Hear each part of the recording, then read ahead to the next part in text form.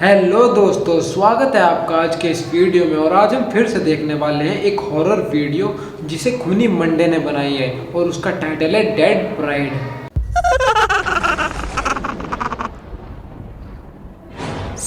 भाई ये तो वीडियो चलने से पहले ही डर आ रहा है, पता नहीं वीडियो में क्या होगा।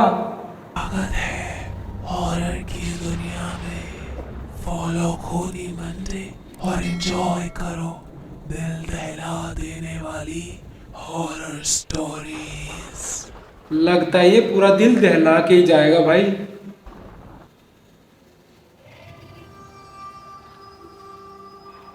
खूनी मंडे। स्पेन में समुद्र से लगा एक छोटा सा पहाड़ी शहर है सेंटा लूसिया। सफेद दीवारों वाले घर, छोटी छोटी गलियां और हर घंटे चर्च की घंटी की आवाज। दिन के वक्त ये जगह एक पोस्ट कार्ड, एक पेंटिंग जैसी लगती है। लग तो ऐसी ही रही है जैसे कोई पेंटिंग हो। इन रात होते ही सेंटा लूसिया की हवा में एक अजीब सी ठंडक घुल जाती है। ये कहानी 19 साल के क्योंकि वहां पर एक बीच है ना, तो वहां ठंडी ठंडी हवा चलती रहती है। मैटियो गुरेरो की है, जो हाल ही में स्पेन के मैड्रिड से सेंटा लूसिया आया था। वो एक आर्किटेक्चर स्टूडेंट था जो पुराने यूरोपियन टाउन्स की बिल्डिंग्स स्टडी और डॉक्यूमेंट करता था। सेंटा लूसिया के एशियन चर्च और 100 साल पुराने घर उसकी रिसर्च का हिस्सा थे। सेंटा लूसिया एक बहुत ही सुंदर सा टाउन था, लेकिन बेहद खामोशी थी वहां। मैटियो ने नोटिस किया कि शाम होते ही लोग जल्दी जल्दी अपने घर चले जाते हैं। कोई भी आदमी अंधेरा होने के बाद बाहर घूमता हुआ नहीं दिखता था। कुछ तो चीज होगी वहां जिससे लोग डरते हैं और वो घर से बाहर नहीं निकलते। एक शाम मैटियो चर्च से लगी एक पुरानी सिमेट्री यानी कब्रिस्तान की रिसर्च कर रहा था। तब मैटियो ने एक अजीब सी चीज नोटिस की। उस सिमेट्री के अंदर एक कब्र के पास एक टूटा हुआ वेडिंग आर्च खड़ा था, जैसे किसी ने शादी की हो वहां। कभी वहां शादी की हो और फिर उसे छोड़ दिया। आर्च पर सूखे और वो तब से और अब तक वैसा का वैसा ही है। हुए फूल लटक रहे थे। उस आर्च गेट के नीचे मिट्टी का रंग बाकी जगह से थोड़ा ज्यादा काला था। मैथ्यू ने इस बात पर ज्यादा ध्यान नहीं दिया, लेकिन उस रात से उसके साथ एक अजीब सी चीज शुरू हो गई। रात के वक्त जब वो अपने गेस्ट हाउस के कमरे में काम कर रहा था, उसे बाहर से हल्की सी कदमों की आवाज सुनाई दी। जैसे मुझे लगता है उस कब्रिस्तान से इसके पीछे कुछ लग गया है, जैसे कि काला साया, इसीलिए इसे कदमों की आवाजें सुनाई दे रही है। कोई कपड़े की हल्की घिसावट हो। मैटियो ने विंडो के बाहर देखा। गली बिल्कुल खाली थी, लेकिन गली के कोने में एक सफेद सा सिलुएट खड़ा था। ऐसा मुझे भी दिखा, कुछ तो है जो सिमेट्री से इसके पीछे लग गया है। लग रहा था कि जैसे कोई औरत हो, लंबा सा वाइट गाउन पहने हुए। मैटियो ने सोचा शायद वही है जिसकी शादी हुई थी और वो वहीं कब्रिस्तान से आई है। कि शायद कोई टूरिस्ट होगी, पर उसके देखते ही देखते वो औरत कहीं गायब हो गई। अगली रात वही आवाज फिर आई, इस बार थोड़ी करीब से। मैटियो ने विंडो खोली। गर्मी के मौसम में वो औरत फिर से वापस आ गई। एक बेहद ठंडी सी हवा कमरे में घुस आई और उसे लगा कि जैसे कोई अभी अभी उसके गेस्ट हाउस के सामने से चलकर गुजरा हो। नीचे पत्थर की सड़क पर कुछ निशान थे, जैसे किसी ने ये उसी औरत के पैरों के निशान है जो इसके पास आई थी। गीली मिट्टी से चलकर फुटप्रिंट्स छोड़े हों, और वो फुटप्रिंट्स सीधा उस पुराने सिमेट्री की तरफ जा रहे थे। मैंने कहा था ना कि ये वहीं से आई है। मैटियो से रहा नहीं गया और वो इन कदमों के निशानों को फॉलो करते हुए सिमेट्री पहुंच चुका था। चर्च की घंटी बजी। रात के 2 बज चुके थे। दूर दूर तक वहां मैटियो के अलावा और कोई भी नहीं था। मैटियो यही इसकी सबसे बड़ी गलती है कि ये अकेला गया। सिमेट्री के अंदर घुसा। वहां हवा और भी ज्यादा ठंडी थी। पुराने क्रॉसेस और ग्रेवस्टोन्स के बीच से गुजरते हुए मैटियो उस टूटे हुए वेडिंग आर्च तक पहुंच गया। वही आर्च जिसे उसने एक दिन पहले देखा था। और तब मैथ्यू ने पहली बार उसे देखा।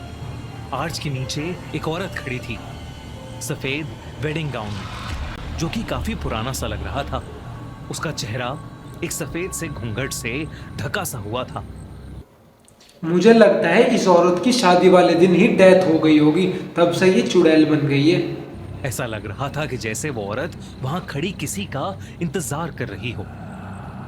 मैथ्यू ने एक कदम आगे बढ़ाया और एकदम से तेज हवा मानो रुक सी गई। उस कब्रिस्तान के अंदर की खामोशी इतनी गहरी हो गई कि मैथ्यू को अपने दिल की धड़कनें तक सुनाई देने लगी।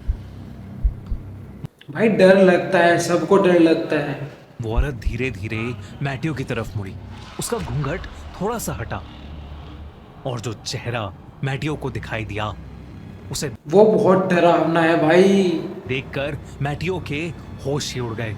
उस औरत का चेहरे का रंग एकदम सफेद था, आंखें ऐसी भयानक जैसे कि मुझे लगता है जिससे इसकी शादी होने वाली थी ना, उसने ही इसकी आंखें निकाल ली और ये इसको मार डाला।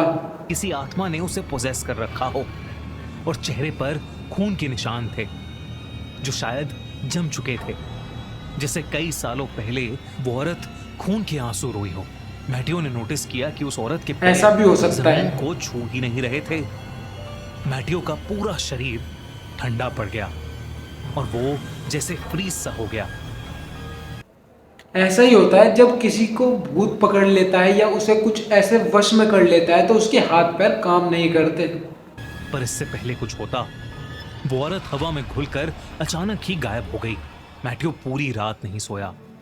सुबह जैसे ही गेस्ट हाउस का बूढ़ा केयरटेकर वहां आया, मैथ्यू ने उससे उस औरत के बारे में पूछा। केयरटेकर ने पहले कुछ नहीं कहा, लेकिन जब मैथ्यू ने उस कब्रिस्तान के वेडिंग आर्च का जिक्र किया तो उस केयरटेकर का चेहरा सफेद पड़ गया। उस बूढ़े केयरटेकर ने बताया शायद उससे सब डरते हैं। कि ये कहानी 1889 से शुरू होती है। उस साल सांता लूसिया में एक शादी होने वाली थी। दुल्हन का नाम था इजाबेला रोमेरो और दूल्हा था हावियर मोरालेस। टाउन के सबसे खुश कपल के रूप में उनकी शादी सेलिब्रेट हो रही थी। मंडप उसी कब्रिस्तान के पास बनाया गया था क्योंकि चर्च में रेनोवेशन का काम चल रहा था। शादी की रात सब लोग इकट्ठा हुए। इजाबेला अपने वेडिंग गाउन में मंडप तक पहुंची, लेकिन उसका दूल्हा कभी आया ही नहीं। बाद मैंने कहा था ना कि उसका दूल्हा शादी में आया ही नहीं। में पता चला कि हावियर शादी से कुछ घंटे पहले ही सांता लूसिया छोड़कर किसी और लड़की के साथ भाग गया था। ओहो भाई साहब, ये तो धोखा दे दिया इसने। ये किसी और लड़की के साथ चला गया। इजाबेला ने मुझे लगा अब ये उसका इंतकाम ले रही है। पूरी रात उस मंडप के नीचे उसका इंतजार किया। रात ठंडी होती गई और सुबह होने से पहले इजाबेला वहीं गिर गई। उसका दिल बंद हो चुका था। कुछ लोग कहते हैं कि उसे एक बहुत बड़ा सदमा लगा था, जिसकी वजह से उसकी मौत हो गई। इजाबेला की और इसी चीज का वो इंतकाम ले रही है। बॉडी को उसी कब्रिस्तान में दफन कर दिया गया। लेकिन उस रात के बाद सांता लूसिया में एक अजीब चीज होने लगी। कभी कभी रात के वक्त लोग एक सफेद वेडिंग गाउन में एक औरत को उस कब्रिस्तान के आर्च गेट के नीचे खड़ा देखते हैं, जैसे वो अभी भी किसी का इंतजार कर रही हो। लोग उसे ये उसी लड़के का इंतजार कर रही है जो उसे छोड़ के गया था और उसी का बदला ले रही है। डेड ब्राइड या कॉर्प्स ब्राइड बुलाते हैं।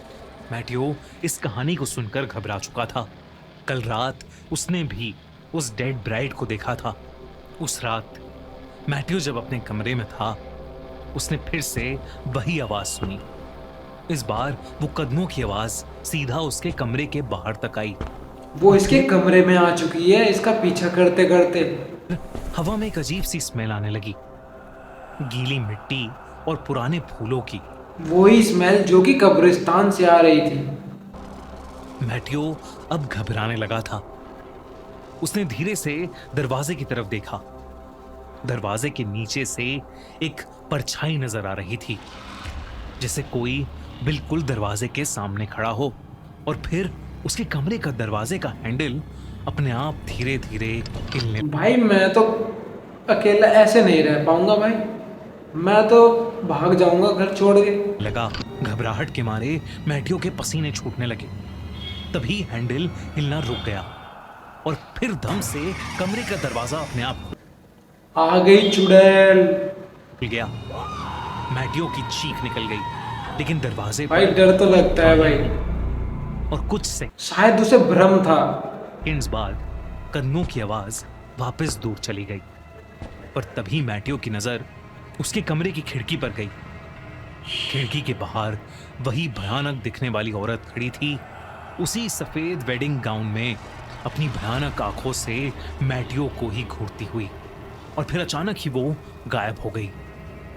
मैटियो फिर से इसे डरा क्यों रही है बार बार, मेरे तो कुछ समझ नहीं आ रहा है। रात भर नहीं सोया, और सुबह होते ही उसने ये सब जाकर चर्च के प्रीस्ट को बताया, और उस प्रीस्ट ने कहा कि आज तक किसी ने उस डेड ब्राइड को ऐसा करते नहीं देखा।